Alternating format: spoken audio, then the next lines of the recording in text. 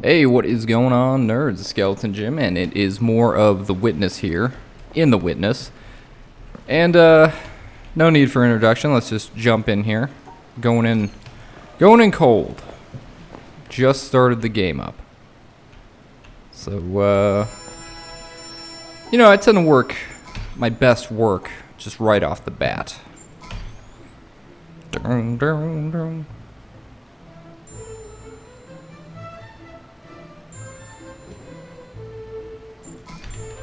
There we go. Oh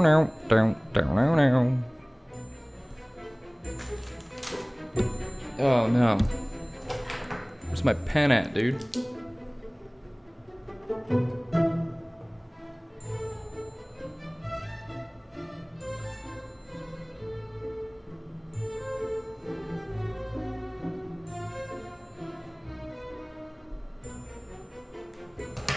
Sure, that'll work.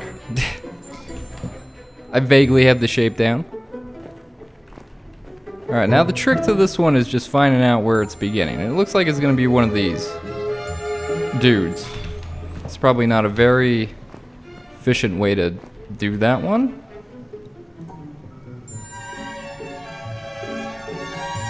But that's okay. That one was fairly easy.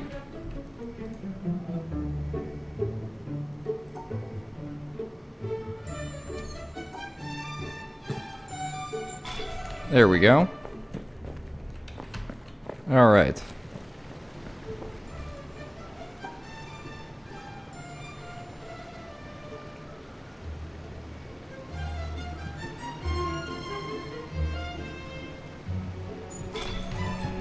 Okay, off to a good start so far.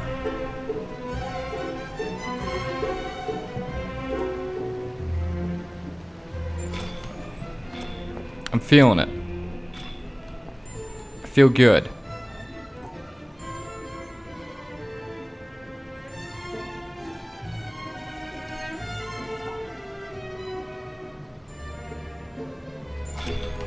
Feel real good. Now it's all gonna come down to the fact that I'm probably not gonna remember how this one's going.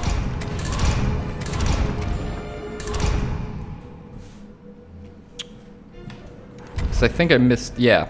Okay, here is this one.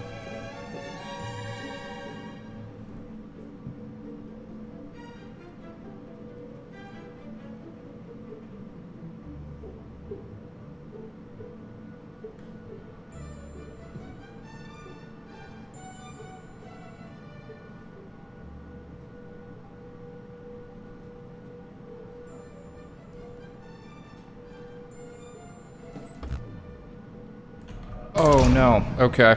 That's fine. It's fine. Everything's fine. It's all cool.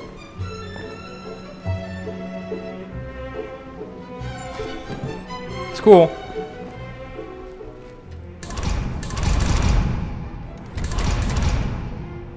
We're cool, Chief.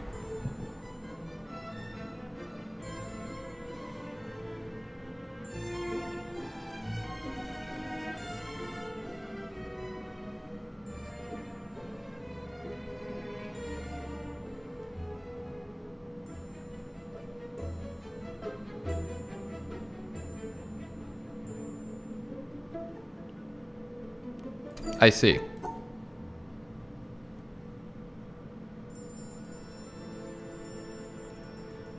The bell ringing, not really helping.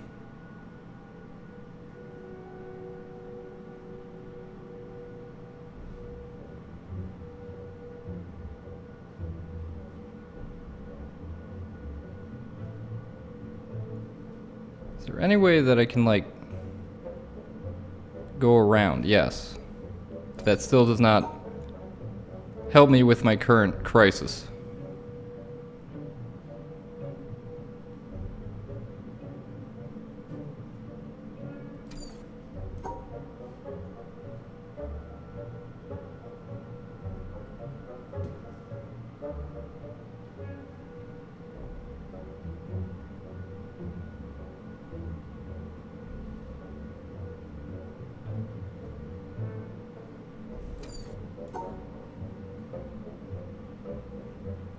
There's still time.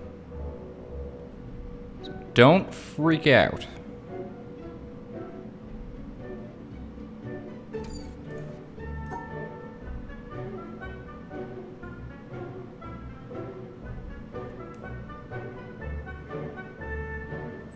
Okay. I didn't write down where the other location was, but I'm pretty sure I can use my enormously huge brain to try to figure it out, because it was somewhere up here.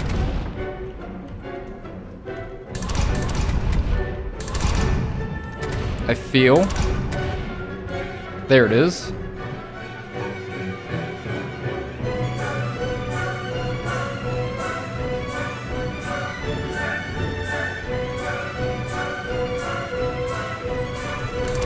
Alright, Gucci.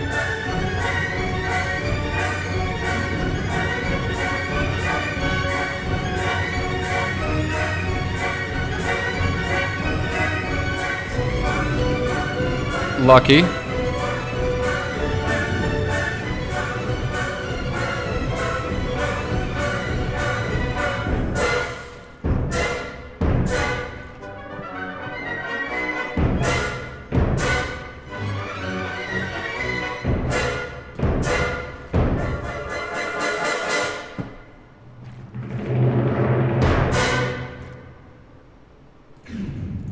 All right. We were close. We were close. Let's get a little bit more organized. Move these vitamins here out the way. You know. All right. There we go. Now we're situated. That was just a practice run. Obviously, just a practice one. Did you see all the practice that just happened? Because there was a lot of practice there.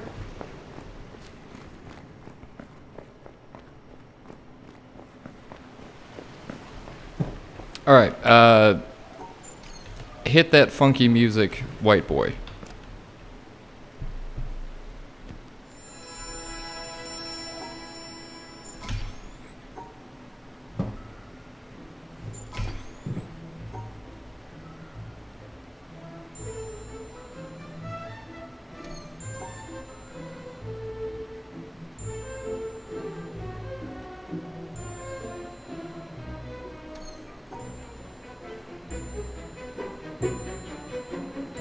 Say what now? Oh, obviously. Duh. Okay. Had a slight brain aneurysm.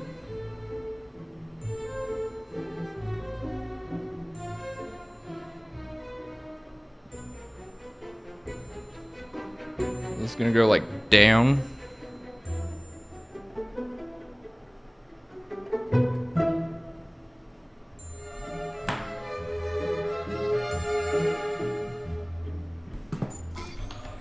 There probably is a way to do that in a way that makes like the path like the most optimal path.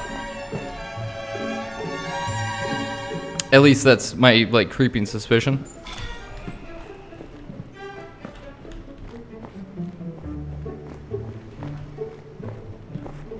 But I think it doesn't matter, because I think the gates follow just the segmented lines anyway.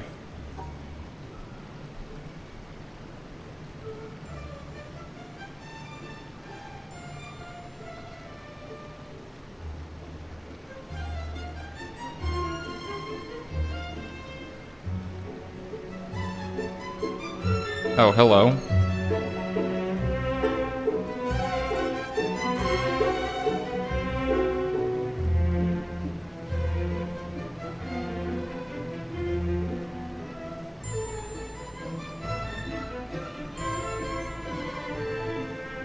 There you go. Took a little bit longer than I would have liked. I will be straight up with you guys and admit that.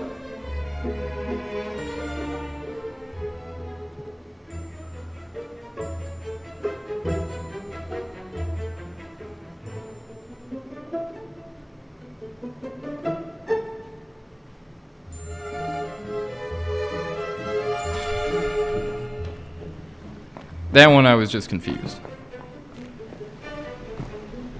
What am I missing? The other side, okay. A little bit frazzled. It's be honest here. It's probably pretty apparent.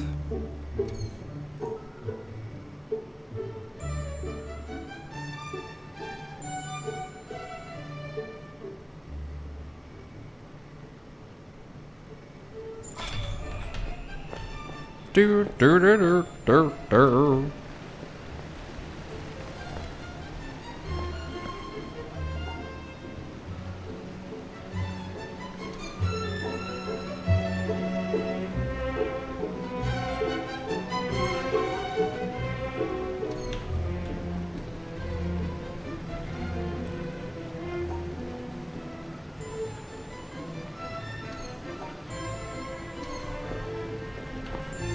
I feel like it's gotta be this one.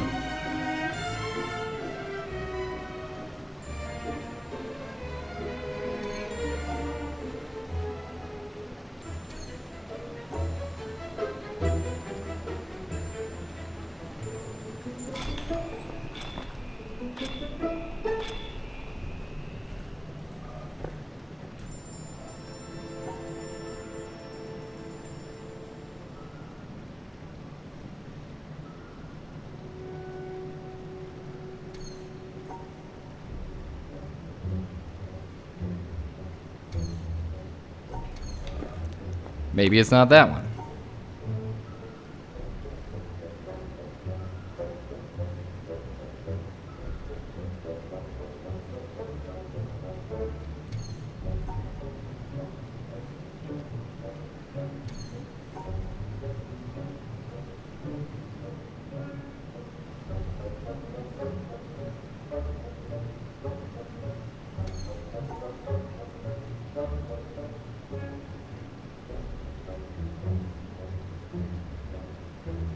I'm so close. Why do you do this to me, game?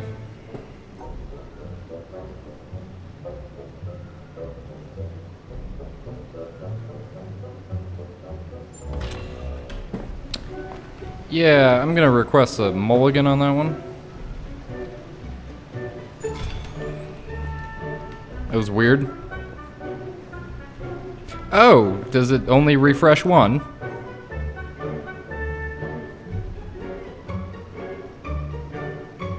It's kind of bizarre.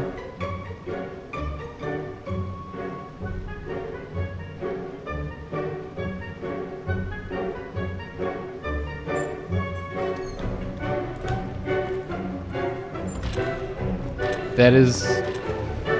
Okay, I just didn't give it long enough, maybe. I don't think we're gonna make it.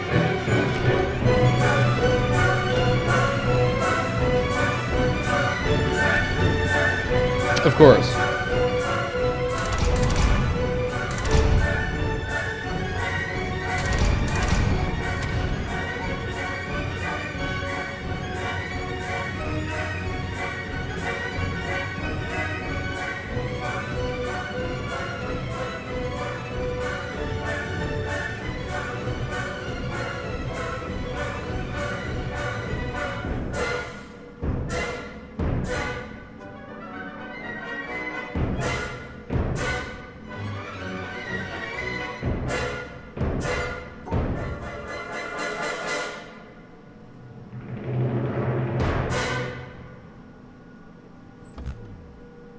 I missed one. Well, that, you know, is at least a little bit validating that I wouldn't have gotten it anyway. Alright, let's try one more time. This is probably going to get really tiring after a while. Alright. It's just like a matter of like doing, like, can he do it? Okay, I was worried it wasn't going to start. Because sometimes it just refuses to start.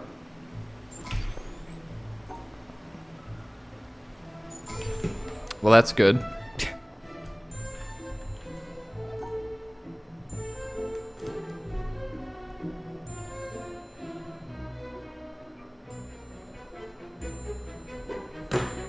Alright, let's see here. Then it's gonna go like...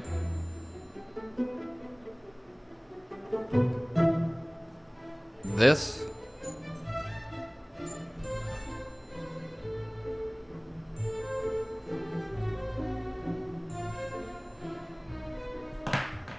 And the dot's up there here, right? Yeah, okay. Good memory, good memory. Good hustle out there, team.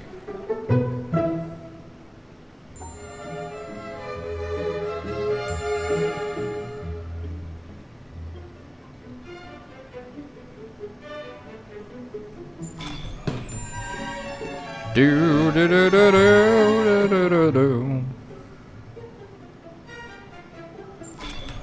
Alright, feeling a little bit more confident, but these are not the problem. The problem, children, are the ones that are the color ones. Ah, I see.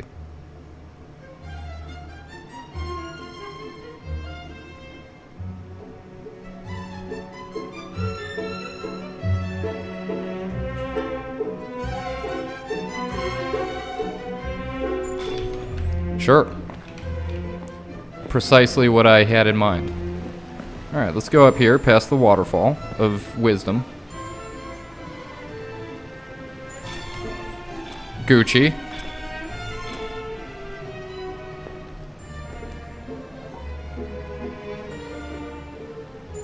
Gucci. Okay.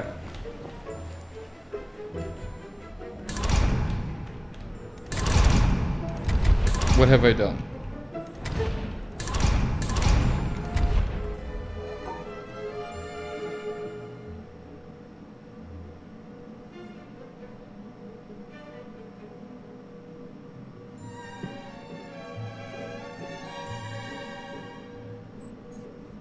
That's wrong.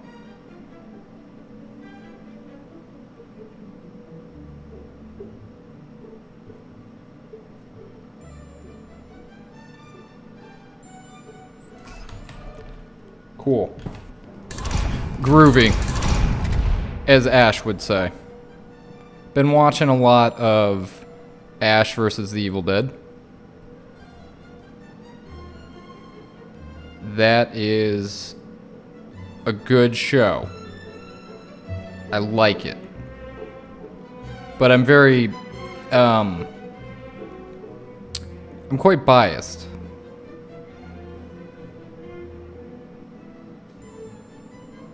To Evil Dead.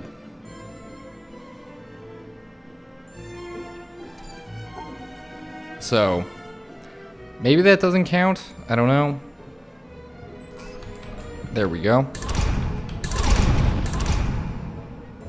Oh, I gotta go down. And then I gotta go up. Okay. Hello, friend. At least I'm like consistently getting here now. So maybe all I need is just like a little bit of polishing, like a, you know, like a precious stone or something like that. Yeah, I'm gonna compare myself to a precious stone. Build my confidence levels.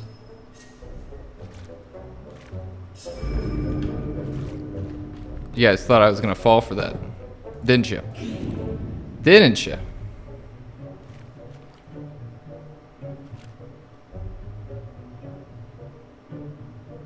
Okay. It's probably easy to start from the bottom, since they all appear to be located near there. That's gonna block my way back, isn't it? How the heck?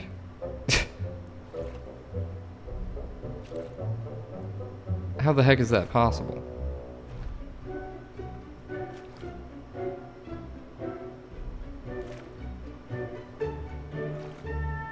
See, I don't understand how that's possible. That's kind of blowing my mind.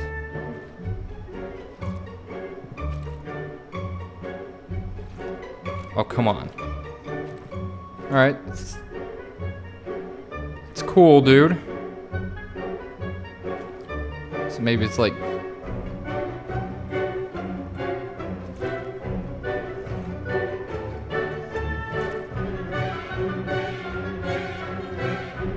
But am I not trapped? I'm totally trapped.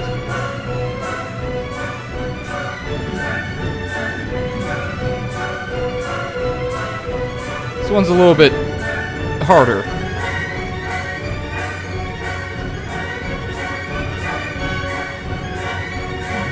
Gotta start from the bottom. You gotta do the bottom.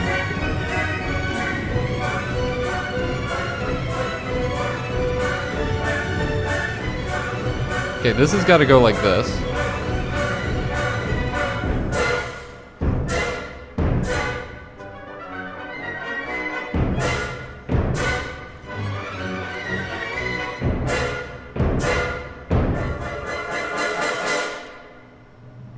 Well, hello.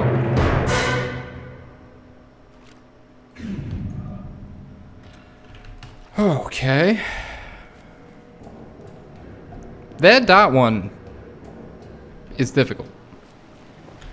There's no mincing words about that one. That one, it's a little rough. A little rough around the edges.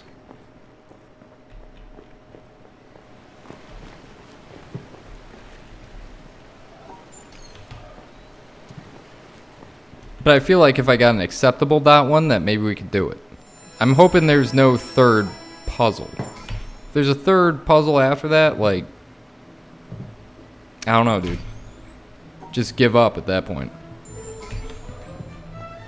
Because obviously I won't be able to do it.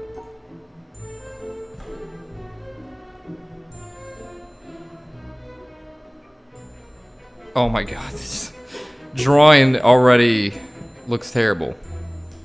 Perspective. It's all out of whack. But it'll have to do. Probably should buy some like graph paper or something.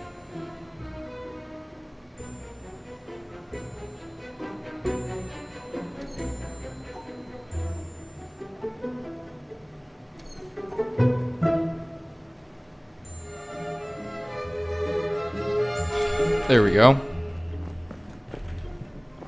Took a little bit longer than I would have liked to admit.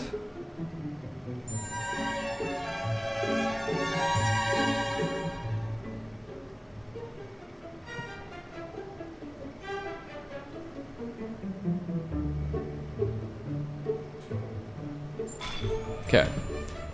I got a little bit panicked in the middle there. As you probably saw, because I was like, oh yeah, easy. And I was like, whoa, wait a minute here. Then we go back up.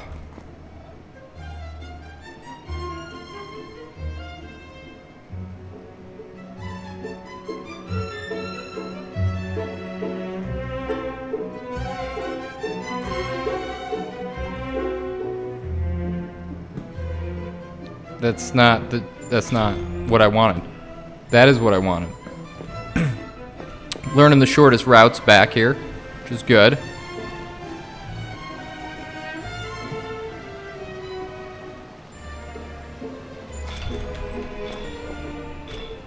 Becoming one with the puzzles. Or at least trying to. Maybe the game's just taking pity on me.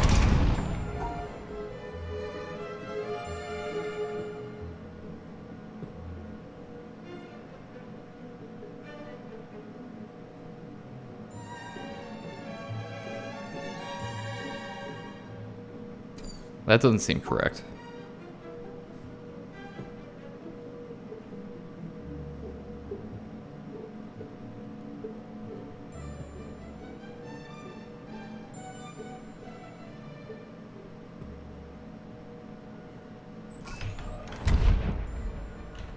What does that mean? Where the heck am I, first off?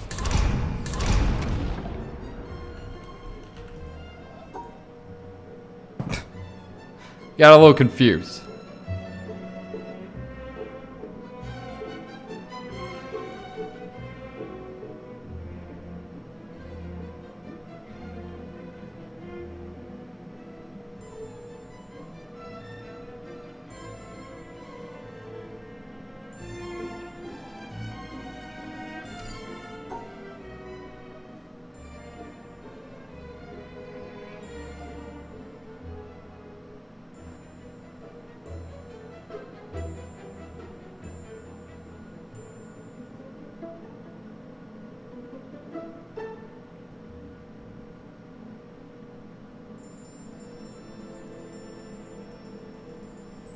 Yeah, that'll work.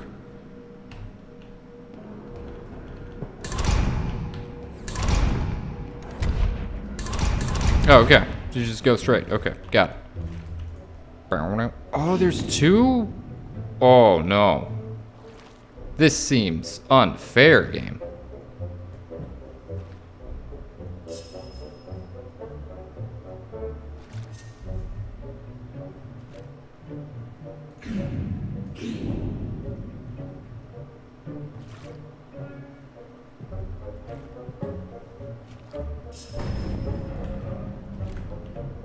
Is that correct or wrong? I think that's wrong.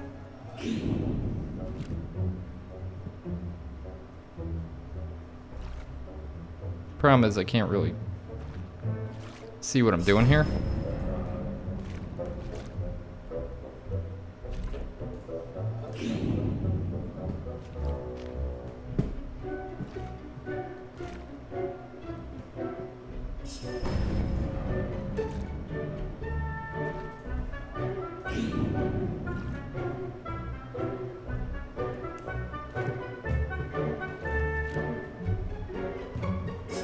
There we go.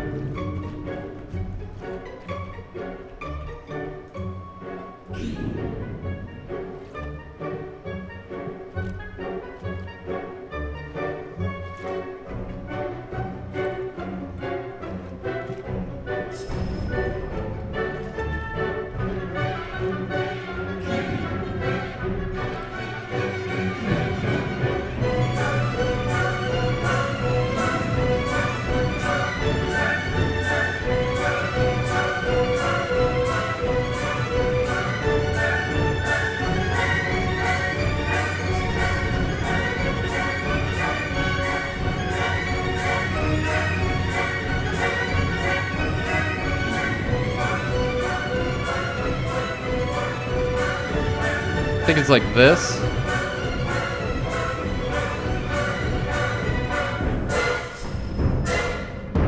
Dang it, Bobby.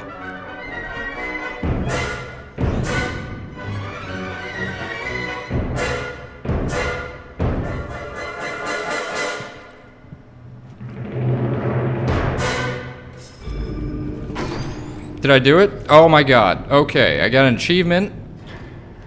And I did it. I did it at the last second. Episode success. Okay, I don't know what that really means. I'm going to ignore that for now. I'm going to open this. There's a spiral graph inside.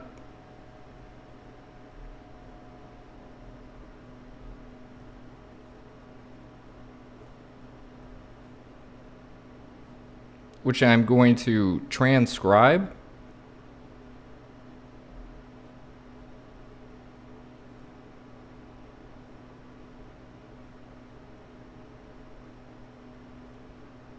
Onto my notebook.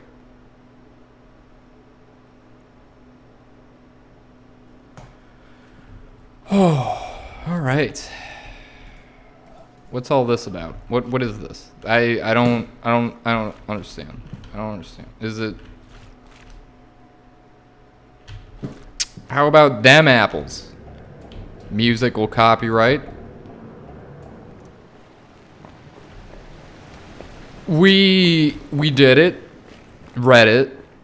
We did it. I am so relieved. I don't think I could have handled another episode of stalling.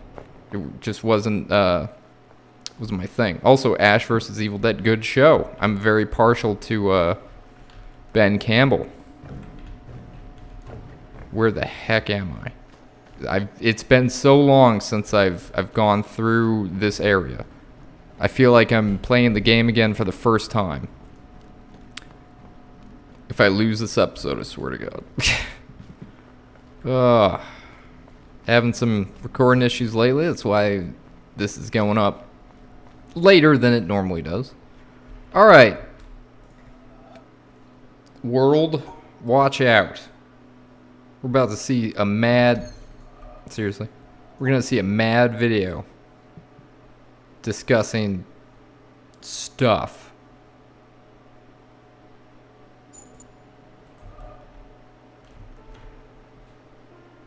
Oh, it's Sherlock Holmes. Well, this is definitely copyrighted.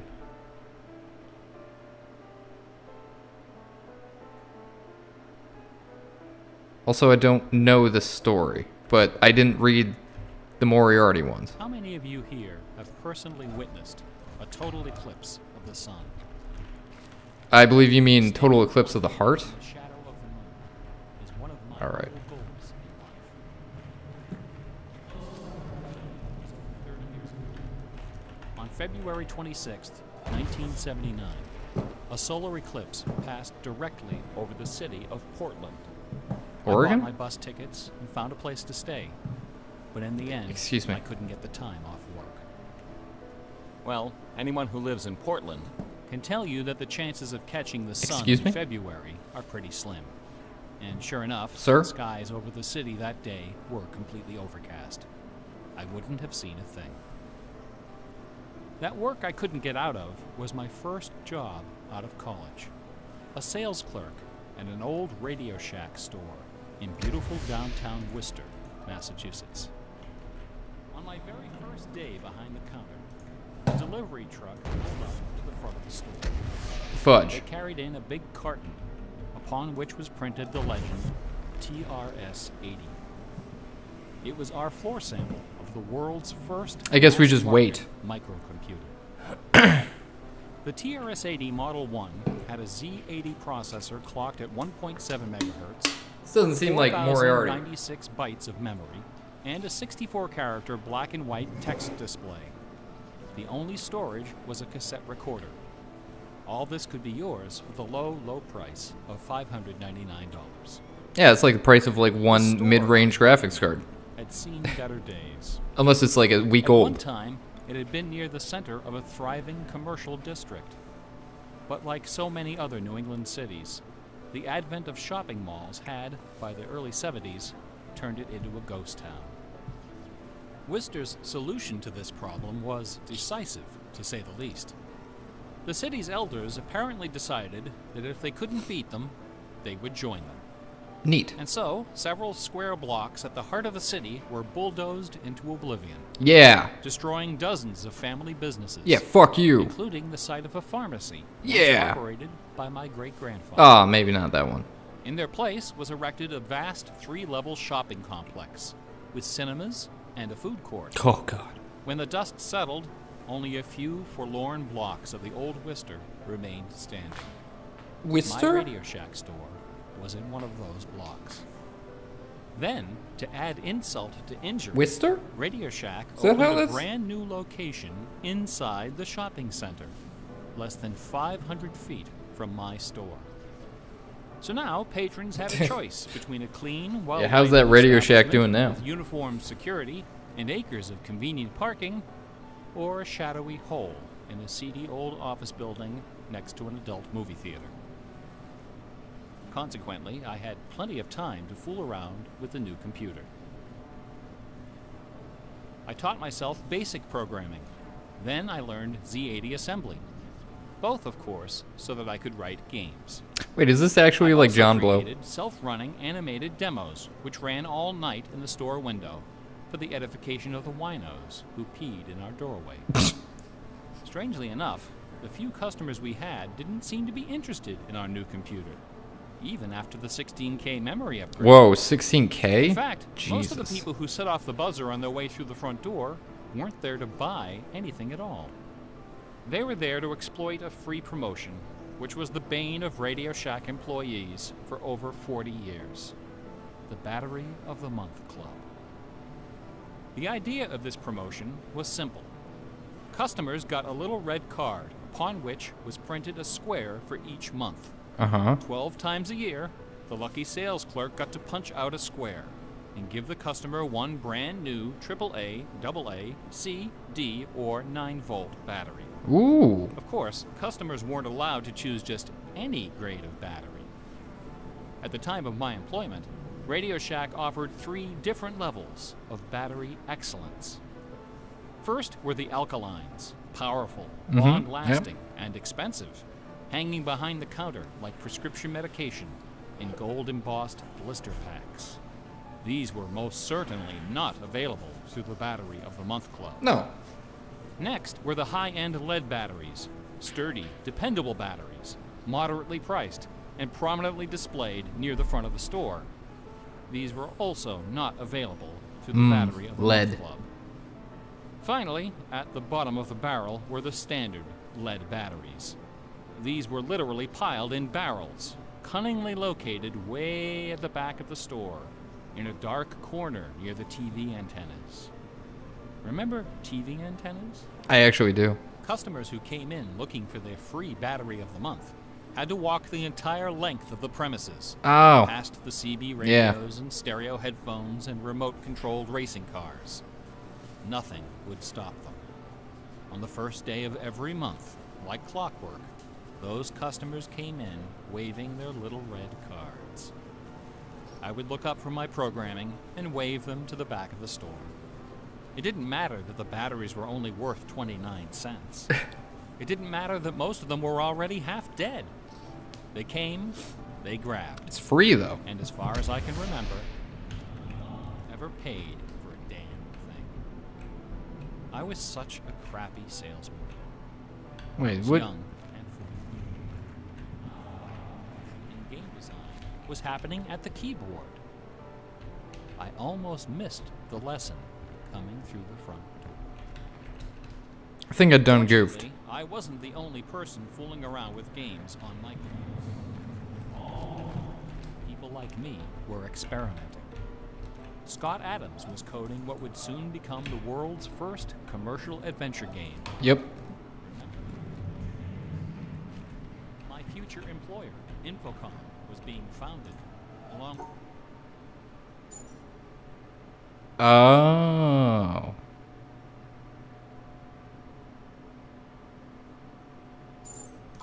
Well, buckle in, kids.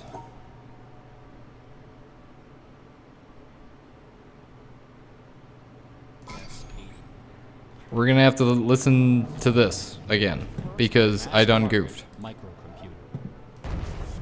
The TRS-80 Model At least 1 it pulls had a me C80 processor clocked at 1.7 into the megahertz, correct space. 4,096 bytes of memory, and a 64-character black and white text display. The only storage was a cassette recorder. All this could be yours for the low, low price of $599. The store I was working in had seen better days. Since At we've one already time, been through this, it I'm had gonna been talk the over it. center of a thriving commercial district. But like so many other New England cities, Ugh. the Oh, it's New shopping England. malls had, by the early 70s, So it's in turned the into a Americas. ghost town. That's confusing to anyone who is not familiar with that terminology. The city's I've had elders that apparently decided situation that happen if they where it's like, couldn't oh, they're find from it, England. And I'm like, they no, would it's New join. England. And so, See, several square blocks when- at the heart of when the they were city colonies. bulldozed into oblivion. they couldn't think of any Destroying names, dozens so they were of just like, family oh, this is businesses, New including the Portugal, site of a or New pharmacy Granada, that was operated or by my great-grandfather. New Zealand, In their or place was erected New, a you know, vast you get the three-level idea. shopping complex with cinemas and a food court. When the dust settled, only a few forlorn blocks. I don't know what the deal is with New Mexico. I guess that's the colony established by My Radio Mexico, Shack store was in one of those and we just kind of took it. Then, We, to add I mean by insult to America. injury, Radio Shack opened a Probably brand near new the point where they were like, location inside the we shopping center, own Texas, less and than we were like, 500 no, we feet own from Texas. my store. Which is actually Now, kind of screwed patrons up, have a choice but, between you a know. clean, well-lighted establishment with uniformed security and acres of convenient parking, or a shadowy hole in a seedy old office building next to an adult movie theater. At least you get a lot of Consequently, I celebrities, had plenty of Pee-wee time to fool Herman, around with the new you know, computer. at least. I taught myself basic programming. Then I learned Z80 assembly. Both, of course, so that I could write games. Of course. I also created self-running animated Also, now that I've got all the demos which ran achievements, all I night in the guess, store like, this window. means I'm pretty The much edification of almost the done winos with the game. feeding But there the must be more. There has to be some Strangely sort of enough, the few customers we conclusive had didn't end. seem to be interested in our new computer. involving the lake, 16K probably, because the fountains are memory popping up. In fact, most of the people who set off the buzzer on their way through the front door weren't there to buy anything at all. They were there to exploit a free promotion. Is this going to be an which was hour-long the bane episode? of Probably. Radio Shack employees for over 40 years. Kind of got to record Battery Don't of the Starve. month. The idea of this promotion. I'm also going to make some French onion Customers got a soup. little red card, upon which was printed a square for each month. 12 times a year, the lucky sales clerk got to punch out a square. And Well, give at the least we're on the customer battery one part again. brand new AAA So pretty soon you guys get to hear me like, shut up. Or 9-volt battery. Of course, the customers weren't allowed to choose just any grade. I'm going to take some D3 because I don't give a At the shit time of about my professionalism. employment, Radio Shack offered 3 different levels of battery excellence. First were the Plus, I alkaline still have my ones, cough. powerful, long-lasting, and expensive. As you will soon hanging know behind the counter like in the prescription episodes going up. gold embossed blister packs. These Dude, were that reminds me of certainly like not Pokemon available cards. through the Battery of the Man, Month Club. booster packs are such a good idea. Next were the high-end lead batteries. Oh, they're so good. Sturdy, dependable batteries. Nothing milks moderately money more priced, like booster and packs. prominently Booster packs are so displayed good. Near the front of the store. It feeds on gambling like Also loot not crates. available Loot crates are the new Battery blister of the packs. Month Club.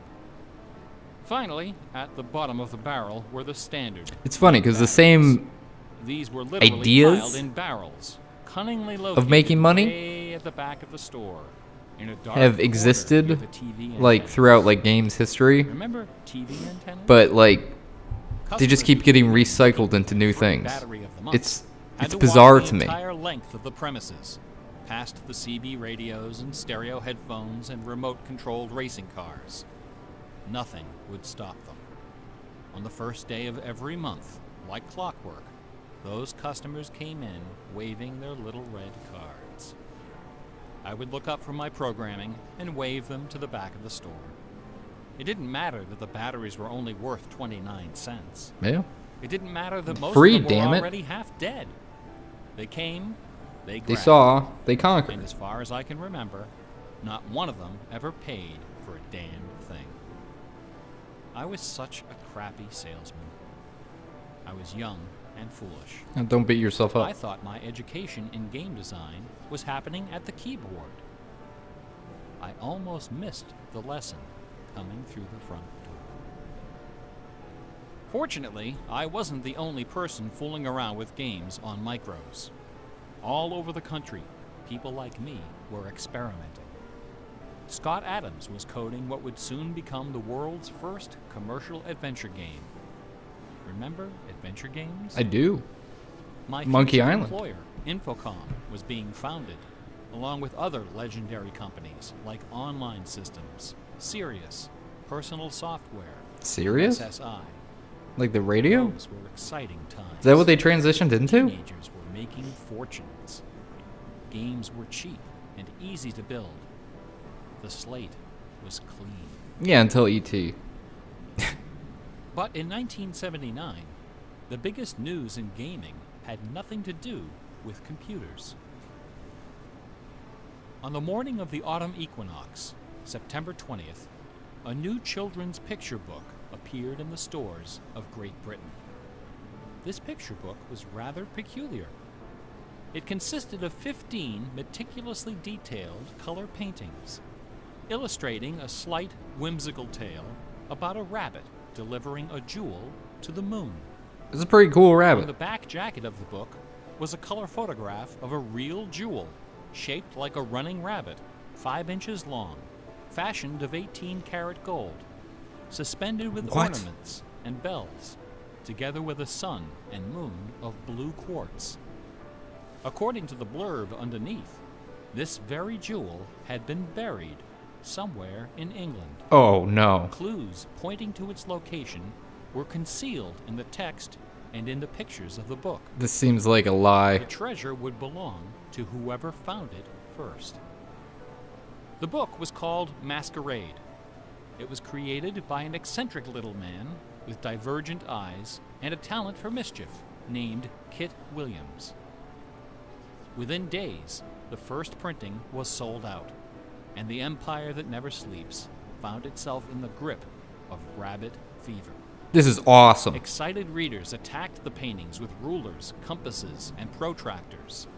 Magazine articles and TV specials dissected the clues, floated theories, and followed with keen delight the reckless exploits of the fanatics.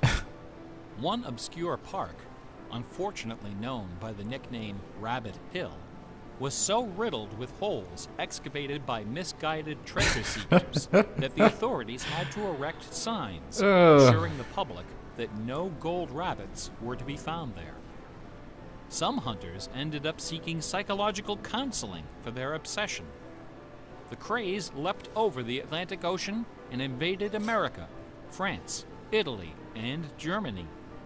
It sold over 1 million copies in a few months, a record unrivaled by any children's title until the advent of Harry Potter. Good old Over HP. 150,000 copies were sold in foreign translations, including 80,000 copies in Japanese, despite the fact that the puzzle was only solvable in English. Awesome. It didn't matter that the masquerade jewel was only worth a few $1,000s. Many seekers spent far more than that in their months of exploration and travel. It was the thrill of the chase, the possibility of being the one. Yeah, I get that. Treasure hunts, secret messages, and hidden things seem to exert an irresistible appeal. They're fun to look for and to talk about, and this fact of human psychology has been exploited in computer games since the earliest days. Yeah, I can see It that. finds expression in the hidden surprises we call Easter eggs. Yeah. Atari's Stephen Wright is credited with coining this term in the first issue of Electronic Games magazine. Really? The first Easter egg in a commercial computer game appeared in an early Atari 2600 cartridge called, simply enough, Adventure. Oh, By man. a sequence of The days of unlikely titles. movements and obscure manipulations, players could discover a secret room where the words "created by Warren Robinette" appeared in flashing letters. I love it. Over the decades, Easter eggs and their evil twin, cheat codes, have become an industry within an industry. Entire magazines and websites are now devoted to their carefully orchestrated discovery and dissemination. They're part of our toolkit, our basic vocabulary, the language of computer game design. Computer gamers may have been the first to refer to hidden surprises as Easter eggs, but we certainly weren't the first to use them. Okay. Painters, composers, and artists of every discipline have been hiding stuff in their works for centuries. The recent advent of VCRs and Laserdisc players with freeze-frame capability exposed decades of secret Disney erotica. Yeah. Thomas Kincaid, the self-appointed painter of light, amuses himself by hiding the letter N in his works. A number beside his signature indicates how many N's are hidden in each painting. Picasso, Dali, Raphael, Poussin, and dozens of other painters concealed all kinds of stuff in their paintings. A favorite trick was hiding portraits of themselves, their families, friends, and fellow artists in crowd scenes. El Greco loved dogs, but the Catholic Church forbid him from including any in his sacred paintings. So he hid them, usually within the outlines of celestial clouds. Composer Dmitri Shostakovich Never stop, man. chafed under the political censorship imposed by the Soviet Ministry of Culture. His symphonies and chamber works are loaded with hidden signatures and subversive subtexts, which, had they been recognized, would have sent him to Siberia. Mozart's opera, The Magic Flute, is filled with musical allusions to the rituals of the Freemasons, the ancient secret society of which he and his mentor Haydn were members. I didn't know that. But the most famous purveyor of Easter eggs is that champion of the late Baroque, the ultimate musical nerd, Johann Sebastian Bach. Bach was a student of gematria, the art of assigning numeric values to letters of the alphabet. A equals 1, B equals 2, C equals 3, etc. By comparing, sequencing, or otherwise manipulating these numbers, secret messages can be concealed. Bach took particular delight in the geometrical numbers 14 and 41. 14 is the sum of the initials of his last name. B equals 2, A equals 1, C equals 3, and H equals 8. 41 is the sum of his expanded initials, J.S. Bach. These two numbers show up over and over again in Bach's compositions. One of the better-known examples is his setting of the chorale Vor deinem Thron. The first line of the melody contains exactly 14 notes, and the entire melody, from start to finish, contains 41. Another of Bach's favorite games was the puzzle canon. A canon is a melody that sounds good when you play it on top of itself, a little bit out of sync. Frere Jacques and Row, Row, Row Your Boat are familiar examples of simple, two-voice canons. But a canon can employ any number of voices, and you don't have to play each voice the same way either. You can change the octave, transpose the key, invert the pitch, play it backwards, or any combination. Finding melodies that make good multi-voice canons is a fussy and difficult art, of which Bach was an undisputed master. Now, in a puzzle canon, the composer specifies the basic melody and the number of voices, but not the relationship of the voices. The student has to figure out the position and key of each voice, and whether to perform them inverted and/or backwards. Sounds like Bach a lot of work. Quite a number of puzzle canons. And something I would Most never be famous, able to do. BWV 1076 is part of a fascinating story. One of Bach's students was a fellow by the name of Lorenz Misler, founder of the Society of Musical Science. This elite, invitation-only institution devoted itself to the study of Pythagorean philosophy and the union of music and mathematics. Its distinguished membership reads like a who's who of German composers, including Handel, Telemann, and eventually Mozart. Applicants for membership in the society were required to submit an oil portrait of themselves, along with a specimen of original music. With nerdly efficiency, Society member number 14 decided to combine these admission requirements into a single work. He sat for a portrait with Elias Haussmann, official artist at the court of Dresden. This portrait, which now hangs in the gallery of the town hall in Leipzig, is the only indisputably authentic image of Bach in existence. The Haussmann portrait shows Bach dressed in a formal coat with exactly 14 buttons. What a nerd. In his hand is a sheet of music paper, upon which is written a puzzle canon for 6 simultaneous voices. In 1974, a manuscript was discovered which proved that this canon was the 13th in a series of exactly 14 canons based on the ground theme of the famous Goldberg variations. As if these musical gymnastics weren't enough, Bach liked to hide messages in his compositions by assigning notes to the letters. His initials, B-A-C-H, correspond to the pitch sequence B flat, A, C, and B natural in German letter notation. This theme makes its most memorable appearance in the last bars of his final composition, The Art of Fugue, published soon after his death in 1750. The word fugue comes from the Latin fuga, which means flight, as in running away. So the art of fugue is the art of flight, the art of taking a theme and running with it. Bach wrote hundreds of fugues, but none as sublime as this sequence of 14. In the last and most complicated fugue in the series, the first and second sections develop normally.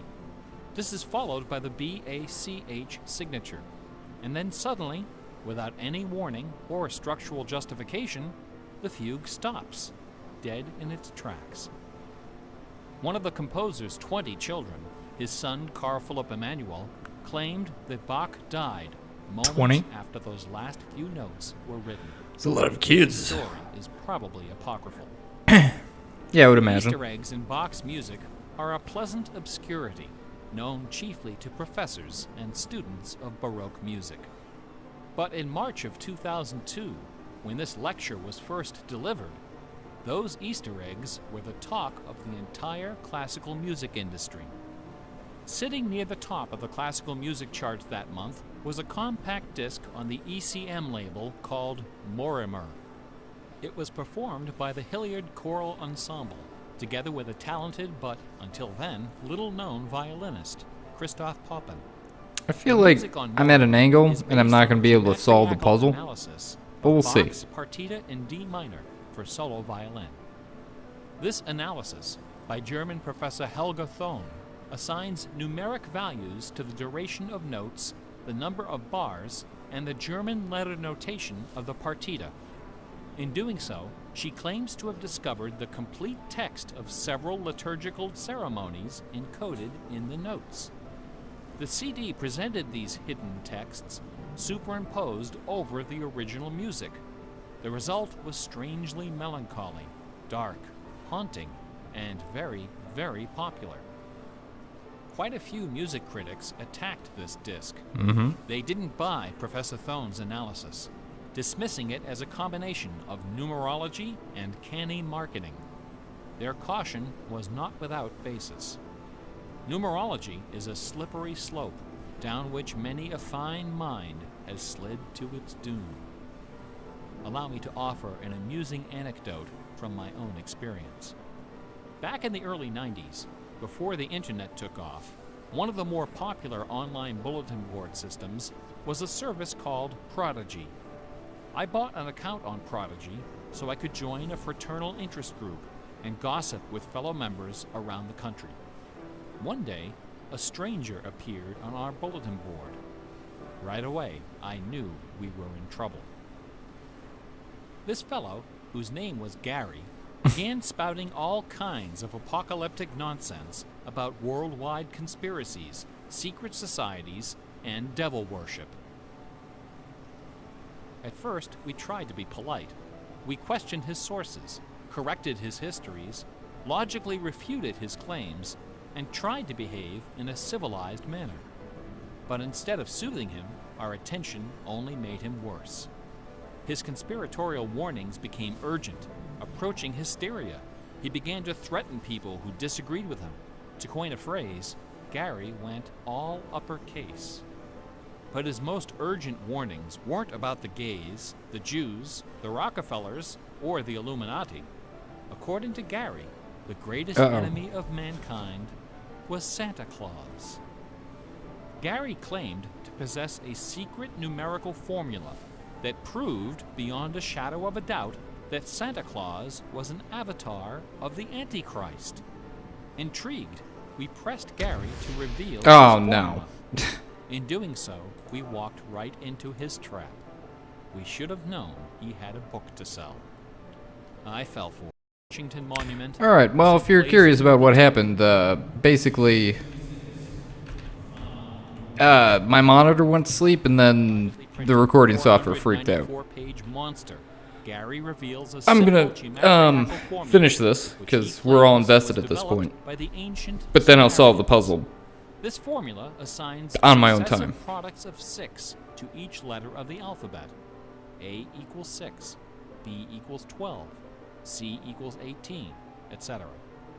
Imagine my dismay when I applied this ancient formula to the name Santa Claus and obtained the blasphemous sum of 666, the biblical number of the beast. I went on Prodigy and reported to the stunned members of our interest group that Gary was right after all.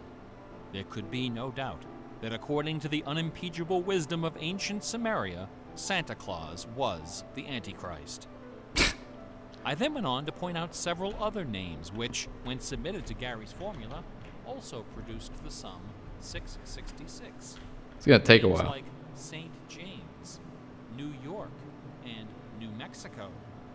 Soon the bulletin board was filled with discoveries like computer, Boston tea, and most sinister of all, sing karaoke. Gary left us alone after that. I got my $15 worth.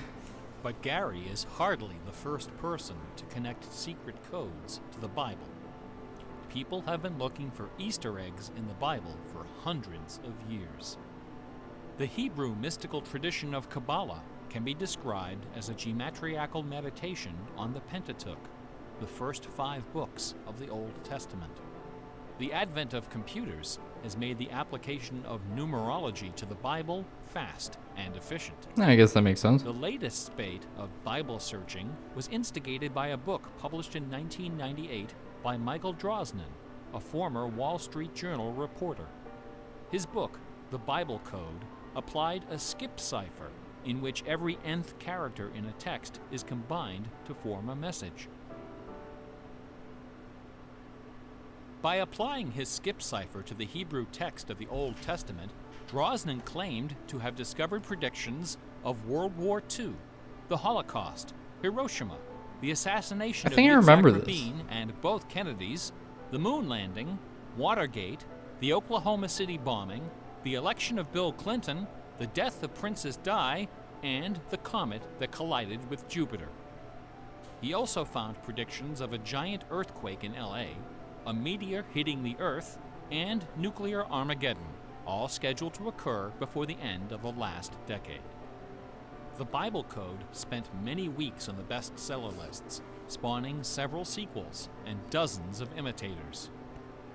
The Bible has certainly attracted its share of crackpots, but for the real hardcore egg hunters, nothing can rival the ingenuity, the tenacious scholarship, the stubborn zeal of those who seek the answer to the ultimate literary puzzle. The dictionary? Poisonous conundrum that has squandered fortunes, destroyed careers, and driven healthy, intelligent scholars to the brink of madness and beyond. Who wrote Shakespeare? Oh, The essays and books devoted to the Shakespeare authorship problem are sufficient to fill a large library. Several such libraries actually exist. Not even a day-long tutorial, much less an hour lecture, can begin to do justice to this complex, bizarre, and dangerously tantalizing story. Nevertheless, for the unacquainted, I will attempt to summarize the issue in a few paragraphs. just checking. The undisputed facts of Shakespeare's life and career could be scribbled on the back of a cocktail napkin.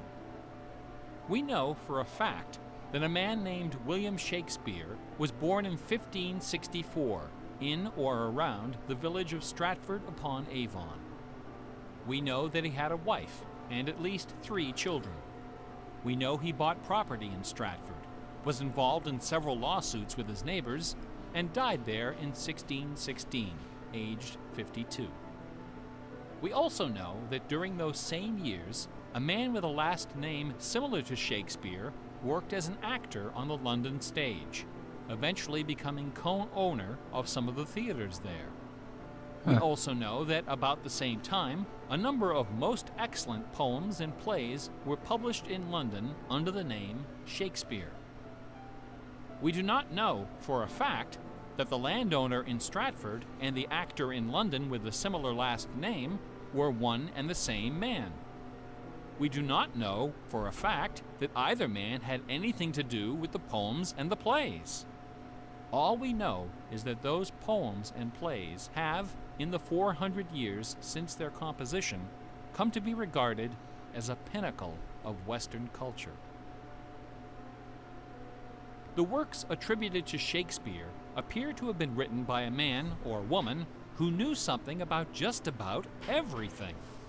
They're filled with references to mythology and classic literature, games and sports, war and weapons of war, ships and sailing, the law and legal terminology, court etiquette, statesmanship, horticulture, music, astronomy, medicine, falconry, and, of course, theater. Therein lies the problem. How could a farmer's son of uncertain schooling, from a mostly illiterate country village, a man of practically no account at all, wield such encyclopedic learning, with so much eloquence and wit, so much wisdom and human understanding? Theft. For the first 150 years, nobody questioned the traditional history of the bard. Then, in the late 18th century, Reverend James Wilmot, a distinguished scholar who lived just a few miles north of Stratford decided to write a biography of the famous playwright. Dr. Wilmot believed that a man as well educated as Shakespeare must have owned a fairly extensive single book or manuscript is mentioned in his will. Over the years, he speculated, must have found their way into local collections. And so, the good Reverend Doctor scoured the British countryside, Just messing around. within 50 miles. Not a single book. Feel like you in the gotta stand library here. of William Shakespeare Just- was You can hear the thing. Neither were there found any letters to, from, or about Shakespeare. Furthermore, no references to the folklore, local sayings, or distinctive dialect of the Stratford area could be found in any of Shakespeare's writings. After 4 years of painstaking research, Dr. Wilmot concluded, to his own dismay, that only one person contemporary with Shakespeare of Stratford had ever demonstrated the wide-ranging education and expressive talent needed to compose those poems and plays. That man was the multilingual author, philosopher, and statesman, inventor of the scientific method, chancellor to the courts of Queen Elizabeth and King James, Sir Francis Bacon. Huh. Dr. Wilmot never dared to publish his theory, but before he died, he confided it to a friend, James Cowell, who, in 1805, repeated it to a meeting of the Ipswich Philosophical Society. The members of the society were suitably outraged, Yep. and the scandalous matter was quickly forgotten. Then, in 1857, a lady from Stratford, Connecticut, published a book called The Philosophy of the Plays of Shakespeare Unfolded. In this book, Miss Delia Bacon, no relation to Francis, claimed that the works of Shakespeare were written by a secret cabal of British nobility, including Sir Walter Raleigh and Sir Philip Sidney, as well as Sir Francis Bacon. Delia Bacon's book electrified the world of letters. Battle lines were drawn between the orthodox Stratfordians and the heretical Baconians. Literary societies and scholarly journals were formed to debate the evidence. Hundreds of pamphlets, newspaper articles, and essays were published defending each side and ridiculing the opposition with that self-aggrandizing viciousness peculiar to tenured academics. Armed with her explosive book, Delia Bacon journeyed to Stratford-upon-Avon and, unbelievably, obtained official permission to open Shakespeare's grave. Hilarious. However, when the moment came to actually lift the stone, Delia's self-doubt precipitated a catastrophic nervous breakdown. She later died penniless in a madhouse. Oh, good. Around 1888, things began to get a bit out of hand. U.S. Congressman Ignatius Donnelly of Minnesota became interested in the Shakespeare controversy. One day, browsing through his facsimile copy of the First Folio of 1623, he noted that the word bacon appeared on page 53 of the Histories and also on page 53 of the Comedies. He also noted that Sir Francis Bacon had written extensively on the subject of cryptography. Donnelly began counting line and page numbers, adding and subtracting letters, drawing lines over sentences, circling words, and crossing them out. The result was a complex and virtually incomprehensible algorithm, which he claimed was invented by Bacon to hide secret messages inside the First Folio. The greatest Easter egg hunt in the history of Western civilization had begun. Here are just a couple of the sillier highlights. A doctor named Orville Owen of Detroit constructed a bizarre research tool he called the Wheel of Fortune. Starring Pat This wheel Sajak and Vanna White. consisted of two giant wooden spools wrapped with a strip of canvas 2 feet wide and 1,000 feet long. Onto this canvas, Like to spin the wheel, glued Pat? separate pages of the complete works of Bacon, Shakespeare, Marlowe, Greene, Peele, and Spenser. together with Burton's Anatomy of Melancholy. By cranking the spools back and forth, Dr. Owen could quickly zip across the pages in search of clues and cross-references. Jesus. Employing a large team of secretaries and stenographers, Owen claimed to have uncovered a complete alternative history of Elizabethan England, as well as several entirely new Shakespeare plays and sonnets. Listen to this hidden verse, supposedly penned by the mighty bard himself, which inspired Dr. Owen to build his Wheel of Fortune. Take your knife and cut all our books asunder, and set the leaves on a great firm wheel, which rolls and rolls, and turning the fickle rolling wheel, throw your eyes upon Fortune, that goddess blind, that stands upon a spherical stone, that turning and inconstant rolls in restless variation. Okay. After publishing 5 thick volumes of this rubbish, Owen announced the discovery of an anagram, indicating that Bacon's original manuscripts were buried near Chepstow Castle on the River Wye. Owen spent the next 15 years and thousands of dollars excavating the bed of the river with boat crews and high explosives. We'll find those books. Was found. A fellow named Arnsberg wrote an entire book based on the analysis of the significance of a suspicious crack in the tomb of Bacon's mother. A Ray of Sanity finally appeared in 1957. To those familiar with the science of cryptology, the name William Friedman needs little introduction. During World War II, Colonel Friedman was the head of the U.S. Army's Cryptoanalytic Bureau. He is credited with cracking the Japanese Empire's most sensitive cipher. After the war, the colonel decided to apply his expertise to the study of the Shakespeare ciphers. He interviewed several of the experts in the field and prepared a detailed scientific analysis, which he published under the title The Shakespeare Ciphers Examined. His conclusion? In a word, bunk. Hilarious. According to the standards of cryptologic science, not one of the hidden messages purportedly discovered in Shakespeare's works was plausible. The rules used to extract these messages from the texts were non-rigorous, wildly subjective, and unrepeatable by anyone except the original decipherer. The people involved were not being dishonest. They were channeling their preconceptions. Yeah. They were trapped in a labyrinth of delusion, mining order from chaos. Anglers in a lake of darkness. Lear, Act 3, Scene 6. You would think that Friedman's cold and ruthless exposure would be enough to silence the heretics once and for all. Not a chance. The books and TV specials and websites and conferences and doctoral dissertations keep right on coming. I should point out that the Shakespeare authorship issue is not only the preoccupation of cranks and weirdos.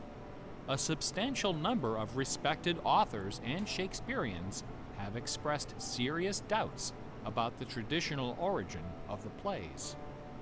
The list includes Nathaniel Hawthorne, Ralph Waldo Emerson, Walt Whitman, Henry James, Sam Clemens, Sigmund Freud, Orson Welles, and Sir John Gielgud. Living skeptics include the artistic director of the New Globe Theatre, Mark Rylance, Michael York, Derek Jacobi, Kenneth Branagh, and even that most revered and scholarly of contemporary Shakespearean actors, Keanu Reeves. I thought it was believed that he stole most things. Edward de Vere, the 17th Earl of Oxford, a theory first proposed in 1920 by an English schoolmaster with the unfortunate name J. Thomas Looney. Yeah. What is it about Bach, the Bible, and the works of Shakespeare that inspires this intense scrutiny? Nobody's looking for acrostics in Chaucer or Keats. There are no hit CDs of the secret chorales of Wagner or Beethoven. For the answer, we need to recognize the unique roles which the Bible and Shakespeare have played in the development of Western culture. No other single work of literature has influenced modern English more than the translation of the Holy Bible published in 1611 under the auspices of King James I. The King James Bible exemplifies the meaning of the word classic. It has been called the noblest monument of English prose, the very greatest achievement of the English language. I was not aware of It has that. served as an inspiration for generations of poets, dramatists, musicians, politicians, and orators. Countless people have learned to read by repeating the phrases in this, the only book their family possessed. Our constitutions and our laws have been profoundly shaped by its cadences and imagery. But even the glory of the King James Bible, compiled by a committee of 46 editors over the course of a decade, pales before the dazzling legacy of the Swan of Avon. The lowest estimate of Shakespeare's working vocabulary is 15,000 words, more than 3 times that of the King James Bible, and twice the size of his nearest competitor, John Milton. His poems and plays were written without the aid of a dictionary or a thesaurus. They didn't exist yet. It was all in his head. When Allegedly. Shakespeare had a thought for which Elizabethan English had no word, he invented one. That The I can see. Oxford English Dictionary lists hundreds of everyday words and phrases which made Like their YOLO. first appearance in the pages of the Bard. Addiction, alligator, assassination, bedroom, critic, dawn, design, dialogue, employer, film, glow, gloomy, gossip, hint, hurry, investment, lonely, luggage, manager, switch, torture, transcendence, wormhole, zany. Hamlet alone contains nearly 40 of these neologisms. Who today would have this audacity, this giddy exuberance of invention? Only one other English author even approaches Shakespeare's facility for coining new words: Sir Francis Bacon. In the modern era, the record holder is Charles Dodgson, better known as Lewis Carroll, who, interestingly, also happens to be the second most quoted author in English, after Shakespeare. Everyone has been profoundly molded by the influences of the King James Bible and Shakespeare. Like it or not, all of us peer at the world through the lenses of these great works. They are the primary source documents of modern English thought, the style guides of our minds. Contemplating these dazzling jewels of wisdom and eloquence gives rise to an extraordinary feeling, a potent, rare, and precious emotion with the potential to completely upset your life. An emotion powerful enough to make a man abandon his wife and children, forfeit career and reputation, lay down his possessions, and follow his heart without questioning. That sweet, sweet fusion of wonder and fear, irresistible attraction, and soul-numbing dread known as awe. Awe is the grail of artistic achievement. No other human emotion possesses such raw, transformative power, and none is more difficult to evoke. Yeah, I'd agree with that. Few and far between are the works of man that qualify as truly awesome. It is awe that convinces a rabbi to spend a lifetime decoding Yahweh from the Pentateuch. Awe that sends millions of visitors each year to the pyramids of Giza, Guadalupe, and Mecca, It was awe that drove poor Delia Bacon to her doom. Now, please don't come away from this lecture thinking that the key to awesome game design is the installation of Easter eggs. Isn't it, though? Ordinary games with their contrived Easter eggs and cheat codes are like the Battery of the Month Club. You have to trudge down to the back of the store to get what you really came for. If superpower is what people really want, why not just give it to them? Is our imagination so impoverished that we have to resort to marketing gimmicks to keep players interested in our games? Awesome things don't hold anything back. Awesome things are rich and generous. The treasure is right there. One afternoon, I was sitting alone behind the counter at that old Radio Shack store. My boss had stepped out for some reason. An elderly woman walked through the front door. Like most of our customers, she was shabbily dressed, probably on a fixed income. I assumed she was there for her free battery. Of course. But instead, she placed a portable radio on the counter. This little radio came from the days when they boasted about the number of transistors inside on the case. It was completely wrapped in dirty white medical tape. The woman looked at me and asked, "Can you fix this?"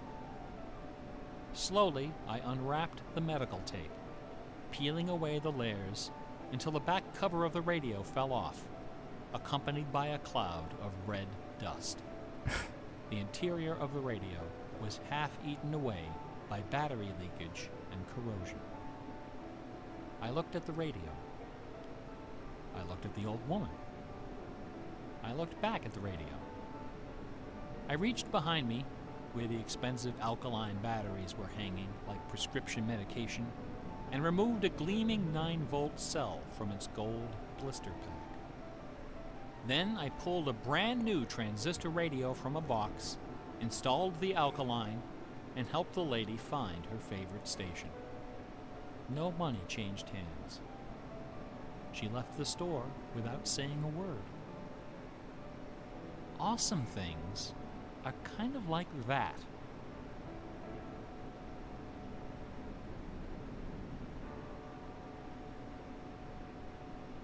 Bach offered his students very Scared me there. specific insight into the source of awe. In addition to BACH, 2 other sets of initials are also associated with Going back to Bach's this. music. Okay. These initials are not hidden in the notes. Instead, they're scrawled right across the top of the manuscript for the whole world to see. The initials are SDG and JJ. SDG stands for the Latin phrase Sole Deo Gloria, to the glory of God alone. JJ stands for Jesu Juva, help me, Jesus. Bach wrote all of his great masterpieces sub specie eternitatis, under the aspect of eternity. He did not compose only to please his sponsors or to win the approval of an audience. His work was his worship. Bach once wrote, "Music should have no other end and aim than the glory of God and the recreation of the soul. Where this is not kept in mind, there is no true music, but only an infernal clamor and ranting." The name of the power that moves you is not important. What is important is that you are moved. Awe is the foundation of religion.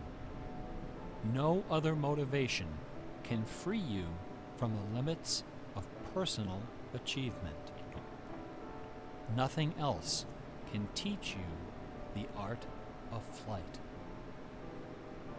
Computer games are barely 40 years old. Only a few words in our basic vocabulary have been established. A whole dictionary is waiting to be coined. The slate is clean. Someday soon, perhaps even in our lifetime, a game design will appear that will flash across our culture like lightning. It will be easy to recognize. It will be generous, giddy with exuberant inventiveness. Scholars will pick it apart for decades, perhaps centuries. It will be something wonderful, something terrifying, something awful. A few years ago, I was invited to speak at a conference in London. My wife joined me, and we took a day off for some sightseeing. We decided to visit England's second biggest tourist attraction, Stratford-upon-Avon. It was cold and rainy when our train arrived. Yeah, basically every Luckily, day in most England. of the attractions are just a short walk from the station. We visited Shakespeare's birthplace, a charming old house along the main street, which attracts millions of pilgrims every year, despite the complete lack of any evidence that Shakespeare was born there or even lived anywhere near it. We went past the school where Shakespeare learned to read and write, although no documents exist to prove his attendance. We visited Anne Hathaway's cottage, the rustic country farm where his wife spent her childhood, although no record shows anyone by that name ever having lived there. Finally, we came to the one location undeniably associated with Shakespeare, Trinity Parish Church, on the banks of the River Avon, where a man by that name is buried. This beautiful church is approached by a long walkway between rows of ancient gravestones, shaded by tall trees. The entrance door is surprisingly tiny. No cameras are allowed inside. No flash The photography. interior is dark and quiet. Despite the presence of busloads of tourists, the atmosphere is hushed and respectful. A few people are seated in the pews, deep in prayer. An aisle leads up the center of the church. The left side of the altar is brightly illuminated.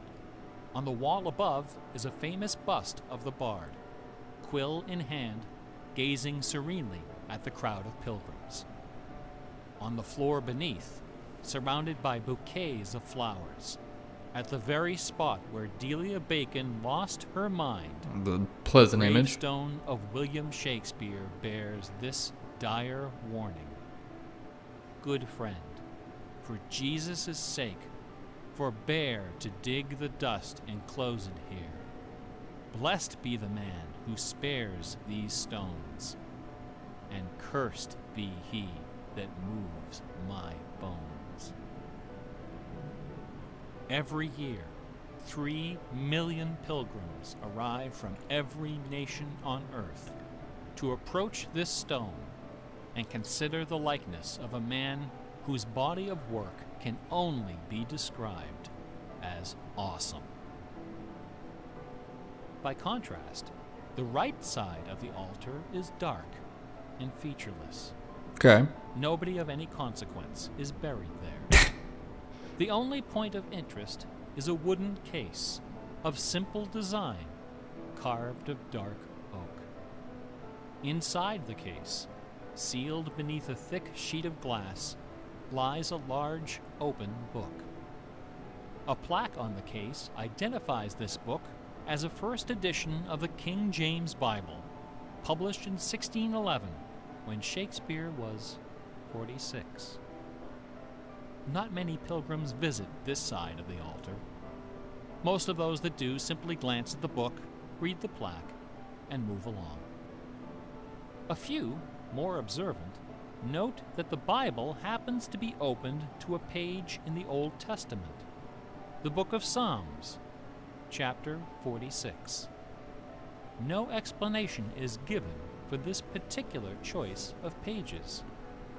For the initiated, none is necessary. If you are of inquisitive bent, if you are intrigued by English history and literature, if you value your peace of mind, cover your ears now. In the year 1900, a scholar noticed something about the King James translation of Psalm 46. Something terrifying, something wonderful. The 46th word from the beginning of Psalm 46 is shake. The 46th word from the end is spear. Oh my god. There are only two possibilities here. Either this is the finest coincidence ever recorded in the history of world literature, or it is not. The Earth revolves around only one sun and has only one moon.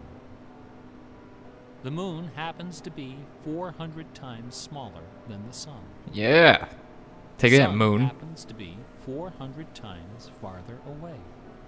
And the apparent paths of the moon and sun in our sky happen to intersect exactly twice every month. Which means that every now and then, at long yet precisely predictable intervals, the lunar disk slips across the face of the sun. Is that what this and is supposed to just barely represent? conceals it for a few wonderful, terrible minutes. I'm gonna assume A yes. fine coincidence, no? In June of 1977, a little man with divergent eyes and a talent for mischief ascended a hilltop in the British village of Ampthill. At the summit of this hill is a tall, slender cross, a memorial to Catherine of Aragon, the first wife of Henry VIII. Aragorn?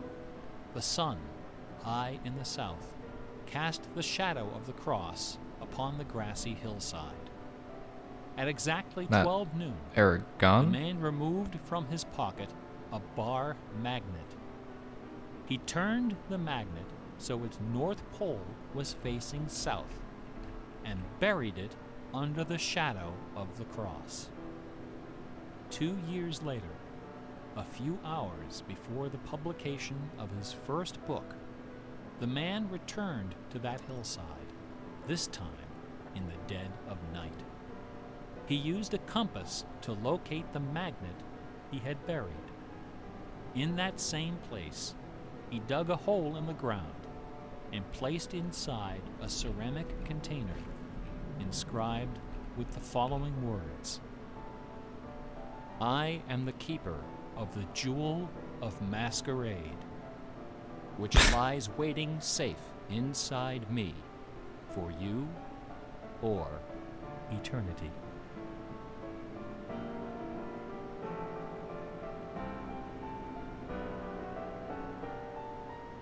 Is it over? Alright, I see how this is gonna shake out. It's gonna be like that. Yep, there it is. If yeah, okay. Well, are we good now? We're Gucci? Yeah, we're pretty much Gucci. Okay. Woo, it's a long one.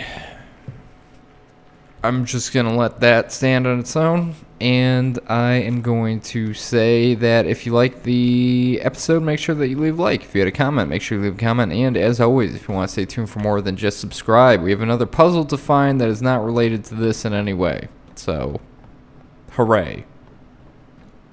Anyway, I will see you guys next time. Peace.